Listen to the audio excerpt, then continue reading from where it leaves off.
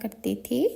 اب حضرت عبداللہ بن عباس سے روایت ہے کہ نبی کریم صلی اللہ علیہ وآلہ وسلم نے ارشاد فرمایا، جب عید الفطر کی رات ہوتی ہے تو اسے آسمانوں پر لیلۃ الجائز یعنی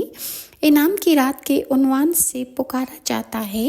اور جب عید کی صبح طلوع ہوتی ہے تو اللہ تعالیٰ فرشتوں کو تمام بستیوں میں بھیجتا ہے اور وہ راستوں کے کونوں پر کھڑے ہو جاتے ہیں، اور ایسی آواز سے کہ جسے جنات اور انسانوں کے سوا ہر مخلوق سنتی ہے، فرشتے پکارتے ہیں کہ اے امت محمدیہ، اس کریم میں رب کی بارگاہ کرم کی طرف چلو جو بہت زیادہ عطا فرمانے والا ہے۔ جب لوگ عیدگاہ کی طرف نکلتے ہیں تو اللہ رب العزت فرشتوں سے فرماتا ہے،